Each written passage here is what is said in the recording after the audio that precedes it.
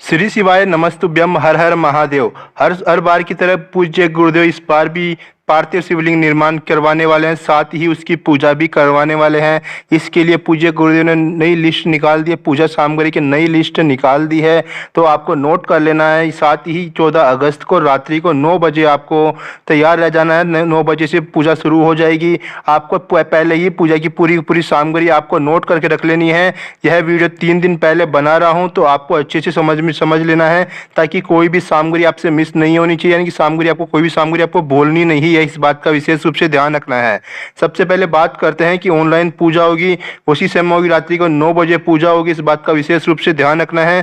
साथ ही आपको पार्थिव शिवलिंग का विसर्जन भी उसी दिन करना है। कैसे करना है, किस तरह से करना है, आज का इस वीडियो में हम जानने वाले हैं। सबसे पहले जानते हैं मिट्टी के बारे में। जो ब्राह्मण जाति के लोग होते हैं उनको आपको लेना है सफेद मिट्टी लेनी है, जो उनको सफेद मिट्टी का पार्थिव शिवलिंग बनाना होगा। ठीक है। उसके बाद में अगर कोई वैश्य जाति से है तो उसको पीली मिट्टी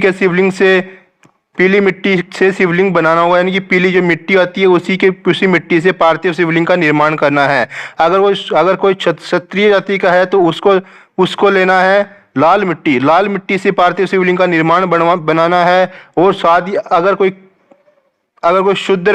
शुद्ध है तो उसको काली मिट्टी से पार्थिव शिवलिंग का निर्माण करना है। ठीक है। शुद्ध जाति से उनको काली मिट्टी से पार्थिव शिवलिंग का निर्माण करना है। अब बात करते हैं पूजा सामग्री के बारे में। आपको नोट कर लेना अच्छे से, ताकि कोई भी सामग्री मिस नहीं होनी चाहिए, इस बात का विशेष रूप से आपको ध्यान रखना है। ठीक है। सबसे पहले आपको लेना है 1 लोटा आपको जल लेना है। ठीक है। 1 लोटा आपको जल ले लेना है। जल साफ एवं स्वच्छ होना चाहिए, इस बात का विशेष रूप से आपको ध्यान रखना है। इसके बाद में आपको लेना है 21 गेहूं के दाने। 21 आपको गेहूं के दाने ले लेना है। गेहूं के दाने बहुत ही ज्यादा है इसमें काम आने वाले हैं, तो आपको 21 गेहूं के दाने साफ एवं स्वच्छ आपको ले लेने हैं। इसके साथ ही आपको 5 कमल गट्टे आपको लेने हैं। ठीक है। कमल गट्टे आते हैं, 5 कमल गट्टे आपको ले लेने हैं, पूजा में आपके लिए काम आने वाले हैं। इस तरह के कमल गट्टे आपको 5 कमल गट्टे आपको ले लेने हैं। जो सामग्री आपको बता रहे हैं सिर्फ और सिर्फ केवल एक व्यक्ति के लिए है। आप मान लो आपके घर पे कोई 2 व्यक्ति या 5 व्यक्ति पूजा करने वाले हैं, तो आपको 5 के हिसाब से ही आपको सामग्री लेनी है। जो सामग्री हम आपको वीडियो में बता रहे हैं वो सिर्फ और सिर्फ केवल एक व्यक्ति के लिए ही है, इस बात का विशेष रूप से आपको ध्यान रखना है। इसके बाद में आपको 108 चावल के आखा दाना लेना है। आखा दाना मतलब कि चावल का दाना कहीं से भी टूटा कटा फिटा नहीं होना चाहिए, साफ एवं स्वच्छ होना चाहिए। 108 चावल के दाने आपको ले लेने हैं। इसके बाद में आपको लेना है 21 काली मिर्च के दाने। जो 21 आपको काली मिर्च के दाने लेने हैं, इस बात का भी आपको विशेष रूप से ध्यान रखना है कि काली मिर्च के दाने भी आपको 21 ही लेने हैं, उससे ज़्यादा की आपको जरूरत नहीं है। आपको एक ही व्यक्ति के लिए 21 काली मिर्च के दाने लेना है।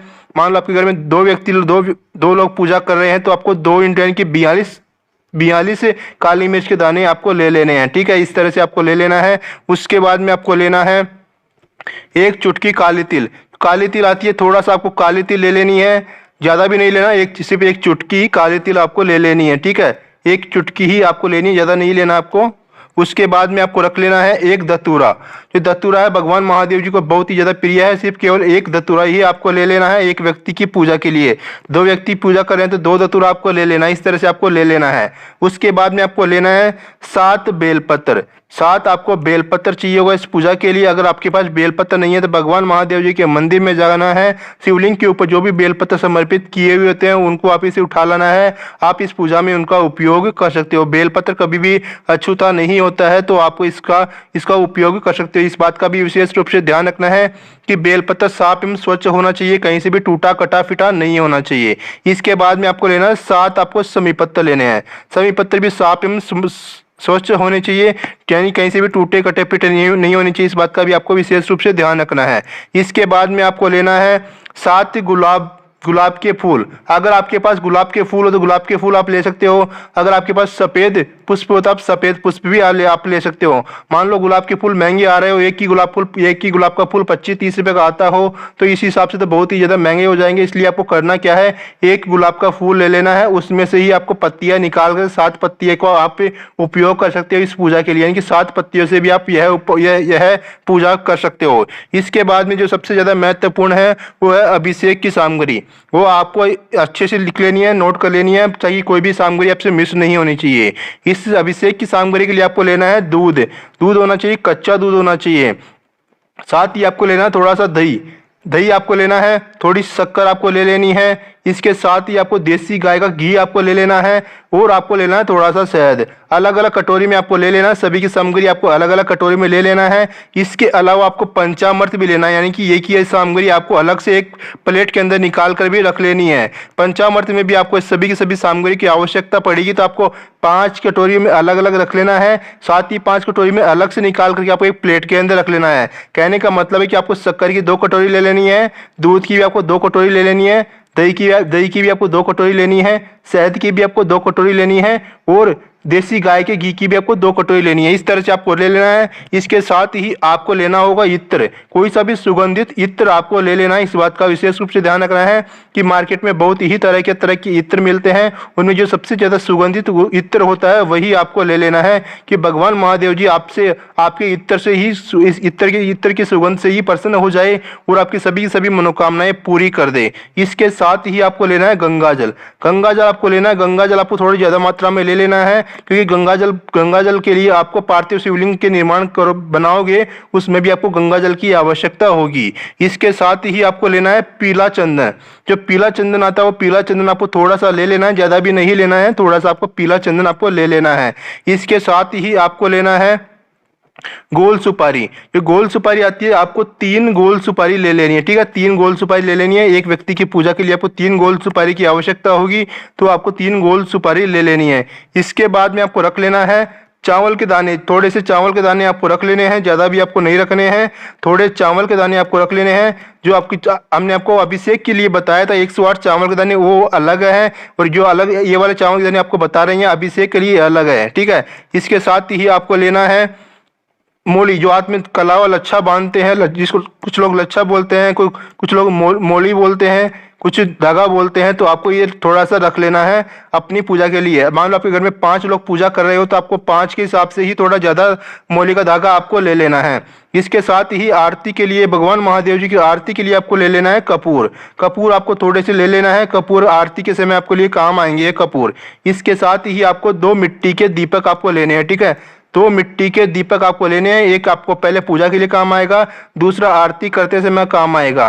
साथ ही उसके अंदर आपको गोल बाती आपको लगा लेनी है, गोल बाती लगानी है, उसके अंदर आपको देसी गाय का घी भर लेना है, ठीक है। इस बात का भी आपको विशेष रूप से ध्यान रखना है। ये सभी की सभी सामग्री आपको पूजा से पहले ही तैयार करके रख लेनी है। पूज्य गुरुदेव सीधे की सीधे पूजा ही करवाएंगे, ना तो वो पार्थिव शिवलिंग का निर्माण करवाएंगे और ना ही वो बताएंगे कौन कौन सामग्री आपको रखनी है। वो सिर्फ सीधे केवल पूजा ही करवाएंगे। इस बात का भी विशेष रूप से ध्यान रखना है। इसलिए आपको पहले ही पूरी की पूरी पूजा सामग्री आपको तैयार करके रख लेनी है। इसके बाद में आपको लेना है 2 जनेऊ। 2 जनेऊ आपको ले लेने हैं। जनेऊ बहुत ही ज़्यादा जरूरी है, इस पूजा के लिए आपको 2 जनेऊ रख लेने हैं। इसके बाद में आपको रखना है लौंग। आपको 2 से 4 आप लौंग रख सकते हो। इसके साथ ही आपको रख लेनी है इलायची। इलायची भी आपको रख लेनी है, 2 से 4 इलायची आपको रख लेनी है, पूजा में काम आएगी। इसके साथ ही आपको रखना है पान का पत्ता। आपको एक पान का पत्ता रखना है। पान का पत्ता साफ एवं स्वच्छ होना चाहिए। इस बात का भी विशेष रूप से ध्यान रखना है कि पान का पत्ता कहीं से भी टूटा हुआ नहीं होना चाहिए, साफ एवं स्वच्छ होना चाहिए। इसके बाद में आपको लेना है हल्दी। हल्दी आपको ले लेनी है, थोड़ी सी हल्दी आपको ले लेनी है, पूजा में जरूरत पड़ेगी हल्दी की, तो आपको हल्दी भी आपको रख लेनी है। इसके साथ ही आपको थोड़ा सा अबीर, जो अबीर आता है वो अबीर आपको रख लेना है। थोड़ा सा गुलाल आपको रख लेना है, कोई सा भी सुगंधित गुलाल आप रख सकते हो, कोई सा भी अबीर आपको रख सकते हो इस पूजा के लिए। इसके साथ ही आपको लेनी है थोड़ी सी मेहंदी। जो हाथों में मेहंदी लगाते हैं वो मेहंदी आपको थोड़ी सी पूजा के लिए चाहिए होगी, तो आपको पूजा के लिए मेहंदी चाहिए होगी, तो थोड़ी सी मेहंदी आपको ले लेनी है। इसके साथ ही आपको लेनी है 5 फल। इस बात में विशेष रूप से ध्यान रखना है कि आप कोई से भी 5 फल ले सकते हो, इसमें कोई भी पाबंदी नहीं है कि आपको महंगे फल ही लेने हो। आपकी मन करे जैसी इच्छा हो, आप अपने सामर्थ्य के अनुसार। मान लो आपकी आर्थिक स्थिति अच्छी नहीं हो तो आपको थोड़े से सस्ते फल आपको रख लेने हैं। 5 कोई से भी फल आपको ले लेने हैं, चाहे आप केले ले सकते हो, या फिर आम ले सकते हो, या फिर सेब भी ले सकते हो, अनार भी, जैसे भी आपके अपने सामर्थ्य के अनुसार कोई से भी 5 फल आपको ले लेने हैं। आप चाहे तो अलग अलग भी फल ले सकते हो। इसके साथ ही आपको ले लेना है 5 मिठाइयाँ। आपको 5 मिठाइयाँ ले लेनी है। कोई सी भी मिठाई आप ले सकते हो। आप चाहो तो अपने घर पर भी बना सकते हो, या फिर आप चाहो तो मार्केट से लाकर भी आप कर सकते हो, इस पूजा के लिए उपयोग कर सकते हो।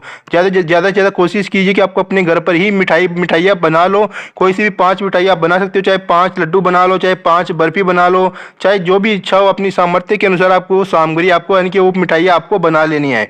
इसके साथ ही आपको रख लेनी है धूप बत्ती। धूप बत्ती आपको रख लेनी है, थोड़ी सी धूप बत्ती आपको रख लेनी है, पूजा के समय आपकी इसका काम आने वाला है। अब बात करते हैं पार्थिव शिवलिंग की विसर्जन की विधि। पूज्य गुरुदेव जब पूजा पूरी हो जाए उसके बाद ही आपको तुरंत ही आपको पार्थिव शिवलिंग का विसर्जन भी करना है। ठीक है, तुरंत ही विसर्जन करना। विसर्जन कैसे करना है ध्यान से आपको समझ लेना है।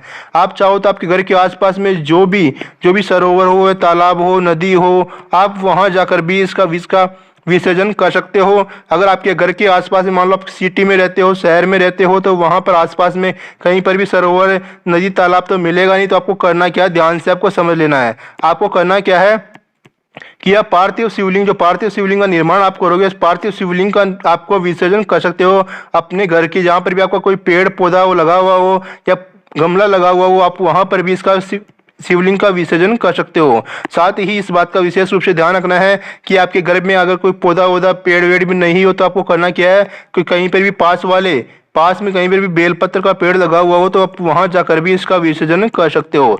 इसके साथ ही एक और बात का विशेष रूप से आपको ध्यान रखना है कि तुलसी के पौधे में आपको भूलकर भी इसका विसर्जन नहीं करना है। इस बात का विशेष रूप से ध्यान रखना है कि तुलसी का पौधे में आपको विसर्जन नहीं करना है।